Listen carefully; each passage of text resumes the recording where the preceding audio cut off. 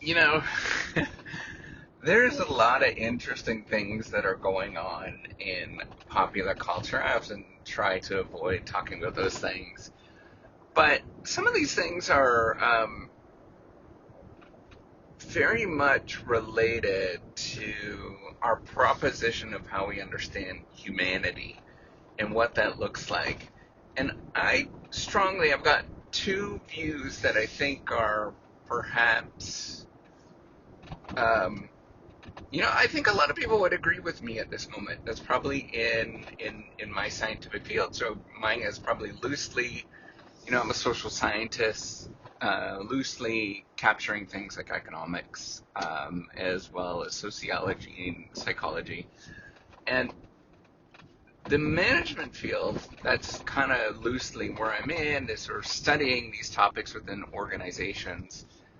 They assume, they often very much assume that managers, that people are very benevolent, right? Like they actually are intending for good, right? Like they have this sort of view of this is a, we all kind of somewhat loosely agree upon what is a shared reality that we really want, a sort of good shared reality that we want, sort of a positive outlook. Um, and this is a really strong assumption, right? And I think I would borrow more from sociologists actually understand this a lot, and even though that they get a lot of flack, I love it. Um, but they understand this a lot is that, people are really different and they come at things in many different angles, and we don't really bring that in enough. We don't have this strong enough view that there is a lot of people and they're all incentivized for a lot of different reasons. They do things for many different reasons. One of which, and perhaps, even the minority of people do things because of sort of benevolence and sort of the betterment of everybody. I think most people have very strong, individual incentives to maximize their own outcomes at the cost of everything else. Right? I think that that's actually a really, really strong finding if you were to look this up.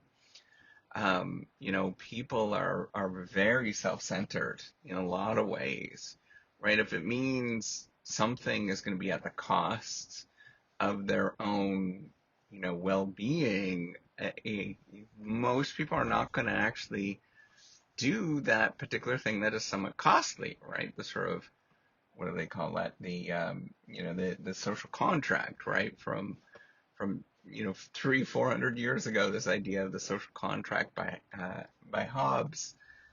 um, I don't believe people actually want to do that most of the time. Now, there is a sort of, in the management literature, there are people that sort of study, they call it, non-market strategy, right? But I think even with this non-market strategy, there is this spin. So the idea is to get around using markets, in an economic sense, because markets often fail.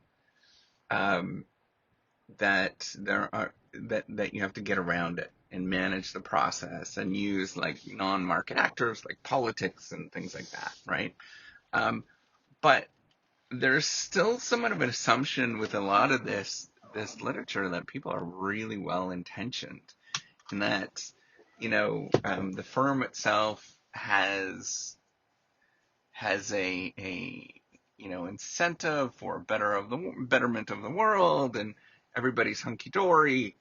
Um, and I mean, I've never liked that view. I've always been much more of a sociologist, and I think that there is as many um, very bad actors in this world as there are really good actors in this world, right? And maybe to some degree in some populations there's really good actors.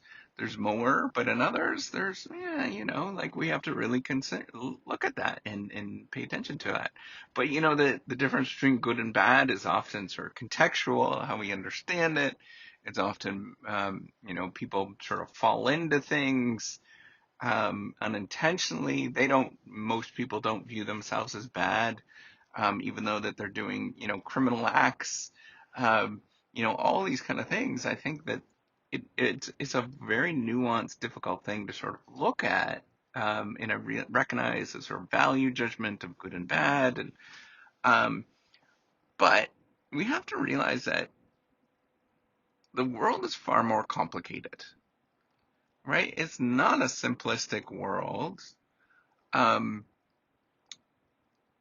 that the idea behind, the sort of basic premises that companies always kind of want to relatively do good, managers are relatively benevolent, like they want to sort of steer people in the right direction. If you're going to actually look at this stuff and, study this, you'll see that there's lots of people that would argue otherwise.